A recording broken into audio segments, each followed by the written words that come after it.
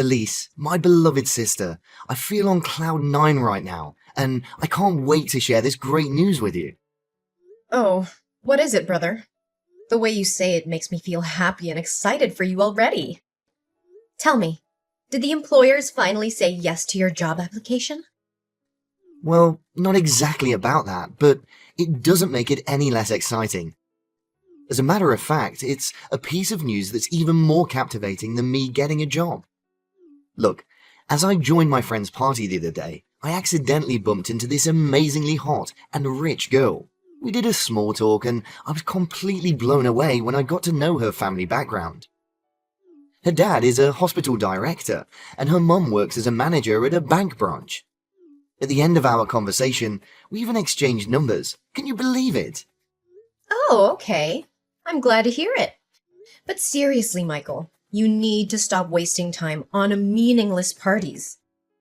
I mean, you've been jobless for 5 years already. Don't you think it's time for you to wake up, face reality, and, find a stable job to be more financially independent? You're about to turn 35 this year, so you can't just rely on our parents and my paycheck for the rest of your life, can you? Elise, you're such a wet blanket. I've had enough of your lectures and I surely don't need you to tell me what to do with my own life. Listen, this new girl I just met, Hayley, it's the doorway to my future success. You know that. She even asked me out on a date this Friday, which is totally freaking awesome and unexpected. I can't miss this once-of-a-lifetime opportunity, Elise. So just go out with her. There's nothing to be concerned about. But, Elise, it's not as easy as you make it all seem like. My mind was driving me crazy as I didn't come up with any good plan to steal her heart and rush her to come to reach a commitment with me. Nevertheless, an idea just suddenly crossed my mind while I'm talking to you. Michael, the best way you can charm a girl is to be yourself. But I hear you out anyway. So, what's your plan? Okay, my plan is to borrow your husband's fancy car, come to Hayley's place to pick her up, and finally take her to a fine dining restaurant. Well, I don't know, Michael, but I'm afraid it's not a good strategy. First off, you're still having to depend on other people's income to pay for your own bills. So how can you handle the expensive costs of a luxurious restaurant by yourself? Moreover, why on earth do you need my husband's car? You already have your own car, right? Elise, darling, how can you impress a well-off girl like Hayley with my clunker? I mean, that four-banger makes weird sounds like 1,000 frogs farting in unison. By the way, I'm also planning to borrow some cash to pay for the luxurious dinner too, which I think is obviously not a problem for prosperous people like you and your husband, right? Michael, this isn't right. What you're trying to do is deceive her into thinking that you're an affluent guy. How is that going to help you win Hayley's love? I know. It's just to give me a head start. Think about it in a rational way, Elise. If Hayley ever found out that I'm nothing but a ragtag and bobtail person, would she give me any chance to make my way into her heart? I bet not. Not in a million years. Well, I haven't met her yet, so it's difficult to tell. See, you're not so sure about it yourself. But if I approach her as someone who is of her own social status, she'll feel that I'm more worthy to talk to her and open up to me more, which leads to eventual chemistry between the two of us. By then, I would confidently and conveniently show her my true self, and she'll still love me regardless. So you want to borrow my money and my husband's car. Is that correct? Yes, and no more than that. Please, Elise, you're the one and only sister I've ever had. You always treat me so nicely, and whenever I have it rough, you do the best of your ability so that I can overcome any challenges I encounter. Honestly, for everything you've done to help me so far, I really consider you my second mother, Elise. Of course, I will always be there for you, no matter what happens. You're my big brother, my family. How could I do it any other way? So, you agree to lend me your husband's car and some money, right? Please, Elise, this is my one and only shot to get out of the financial stagnance that I've been dealing with for years.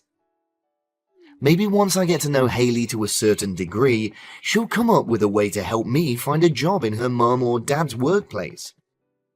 Isn't it great, Elise? Oh, Michael. Haven't I always been trying to tell you that we're the most reliable ally of ourselves? Last time, I remember it didn't end so well between you and your ex-girlfriend. You asked me to come up with pickup lines so that you could impress her, and she actually fell for it. But when you guys actually met in person, you froze like a statue and you had nothing else to say other than complimenting her bum. She was so offended that she made up an excuse and headed home right away without even looking back at you. Hey, Elise, stop being so mean to me. I thought we agreed on not reminding ourselves about it anymore. On the other hand, my flirting skills are getting better and better at incredible speed. That's why I'm pretty confident that I can make Hayley deeply fall in love with me in no time. All there's left to do is for you to give me the right tools to shine. So, what do you say, Elise? Do we have a deal? Okay, fine. Honestly, I still hold on to my thoughts that lying to someone to make them like you is a totally dull idea. With that being said, you're still my brother and I should help you the best way I can. That's my sister. I know that I can always count on you no matter what. I'll come over to your house and get the car on Friday, okay? Hey, Michael, what happened to my husband's car? I can't even recognize it anymore. It's a complete mess now. What do you mean? The car still looks fine. Well, I hit a lamppost and the car took some minor scratches, but nothing more serious than that. What? You call these minor scratches? The front windshield is completely broken in pieces. The front bumper is totally crushed, and the rear view mirror is nowhere to be found. What is this all about, Michael? Easy, Elise. Don't raise your voice to your own brother like that. I mean, maybe I exceeded the speed limit a little and got the car to endure some damages. But it was just because I was over the moon when Hayley agreed to go on another date. She even praised how good-looking and well-dressed I was. Another thing I can say with confidence that my flirting techniques definitely knocked her off her feet. Oh, I'm so glad that the $5,000 suit you borrowed from my husband actually fit you well. Now back to our main topic. What are you gonna do to compensate for my husband's car? Compensate? What are you talking about, Elise? We're family, right? Don't say to me that you're hard-hearted enough to make your own brother pay for the damaged car, aren't you? Michael, you insisted on borrowing my husband's car, and it's your duty to return it to my husband in one piece. You can't just rely on the fact that we're family members to conveniently shake off your responsibility.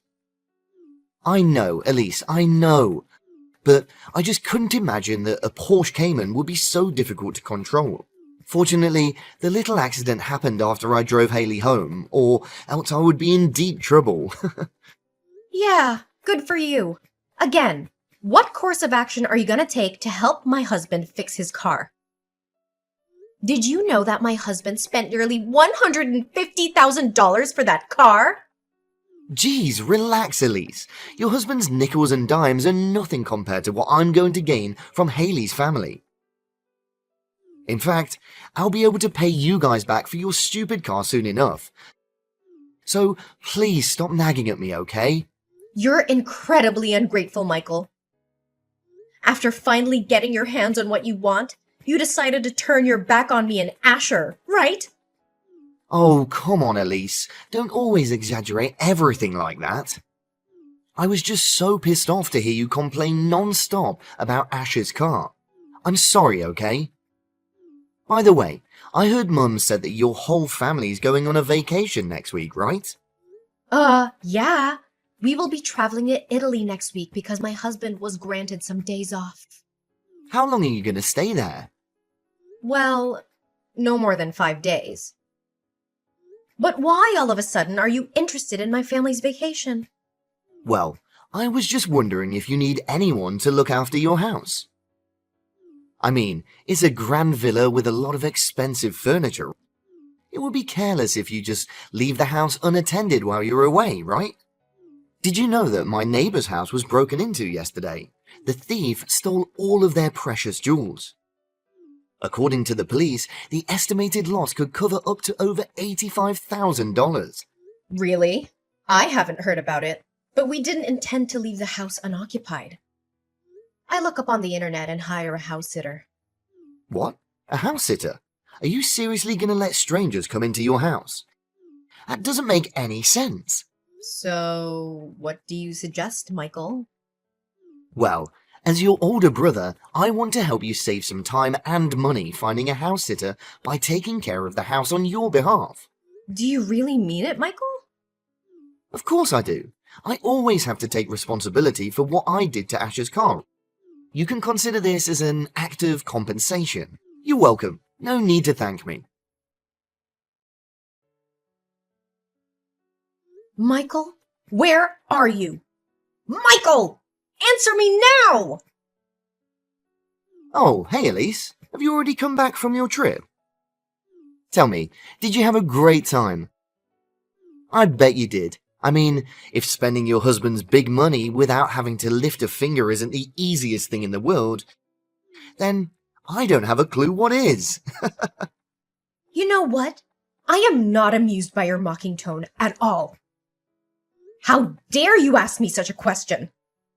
Yes, I was having the best time of my life until I got home and saw this disaster in my house.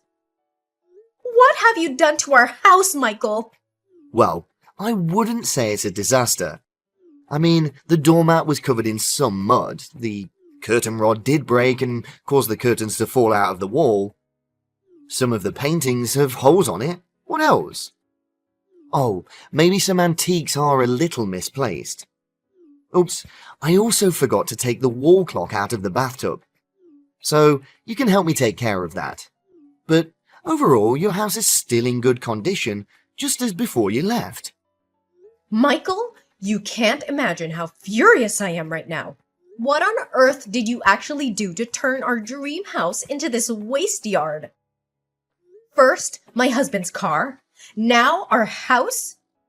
You're becoming impossible to put up with, Michael. Geez, calm down for a split second, will you? Honestly, you should be thanking me for taking care of everything in your house without demanding a single penny. You would have to pay at least $500 for other people to come and watch over your place. Oh, should I bow down to express my gratitude? Yeah, you bet. I even made your house the most popular party spot in the neighborhood. It's a shame your family wasn't here to tune in with the excitement of the night. Man, it was wild, Elise. But the most important of it all is that I got Haley to come over, and we had a lot of fun. You did what? You threw a house party at my place without even asking for my permission firsthand? You know what? I cannot tolerate your lies and your awful behaviors any longer.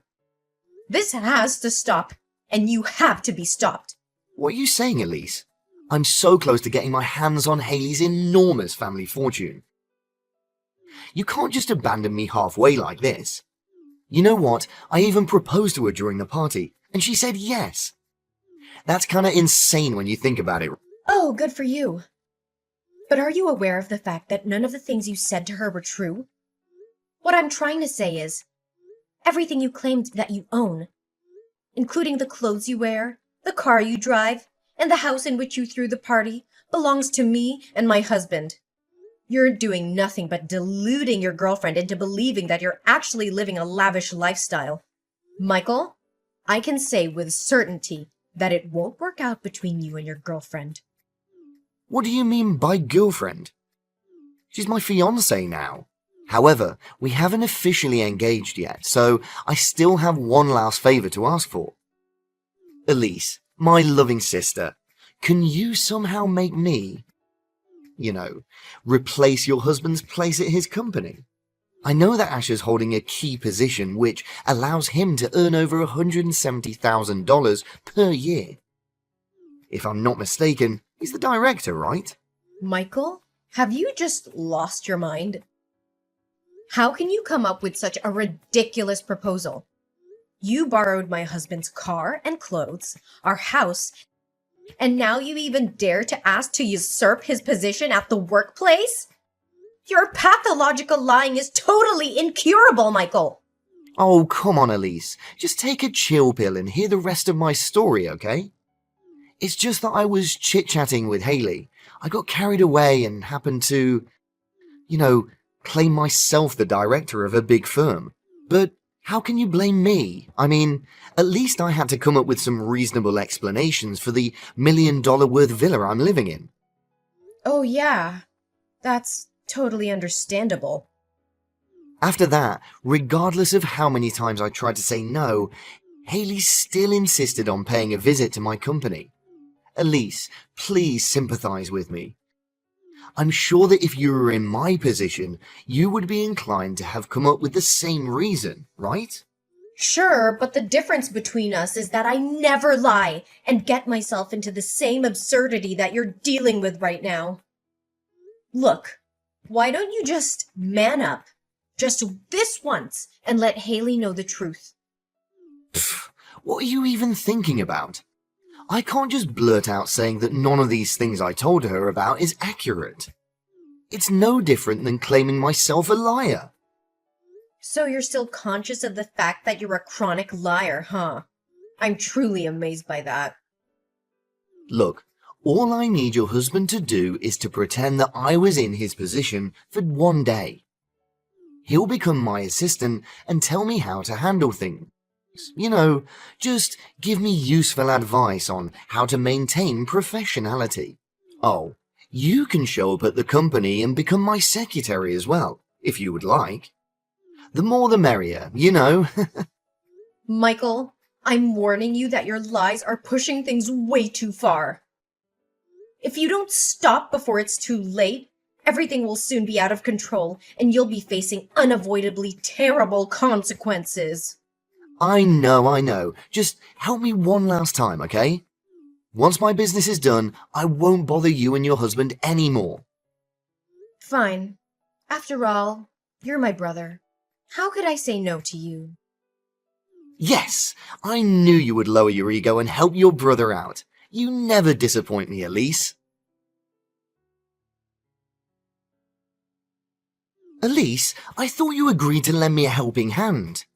What was that all about? Why did you and your husband make me a complete idiot in Haley's eyes? Well, we didn't do anything, actually.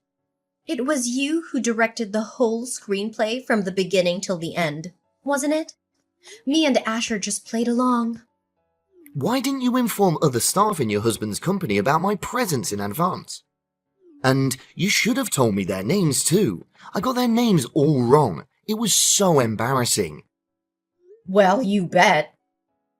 You don't know how much I have to refrain myself from bursting into laughter. Oh, and the fact that you held the contract upside down was totally hilarious. You should have seen your face while you were muddling up trying to figure out where to sign on it. Your girlfriend was really disappointed when you asked your assistant to help you with signing a simple contract. It was your husband's trap. He intentionally gave me the contract upside down. Oh, but that wasn't the best part of it all, right? My husband forgot to tell you that he had an important meeting that day.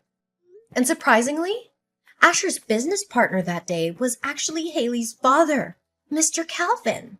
You deliberately withheld the information that Haley's father was coming that day so that you could humiliate me in front of him, right? I knew you were up to no good. Why was I stupid enough to put my trust in you? I should have trusted my instincts. I humiliated you? Think again. From the way I see it, it was you who made fun of yourself. You were completely clueless and failed to answer every one of Haley's father's questions regarding his business. Mr. Calvin was so out of patience that he said, "Why do you even consider yourself the director? But I bet he was really struggling not to call you all sorts of crazy things. You and your husband are heartless people, but I'm still the one who gets the last laugh. Because after all, your husband did miss a $34 million 10-year contract, right? He'll be responsible for causing the company to lose so much money. Well, after that, it took me and my husband quite a while to actually explain to Mr. Calvin what was going on. But it was all worth it to throw you off your mask and reveal your white lies. After all we were doing was just to spare Mr. Calvin's daughter from being engaged to a loser like you. He understood that he was willing to give my husband another chance to revisit the contract. How dare you treat me like this? This isn't funny at all. And it's not the kind of thing that a sister should do to her brother. I guess it was kinda harsh when Haley dashed the ring to the ground and trampled it beneath her feet, right? And I bet you could still feel the pain and humiliation from her slap. I hope you learn an invaluable lesson, Michael. And by the way, we're still suing you for damaging my husband's car and wrecking our house. So be prepared.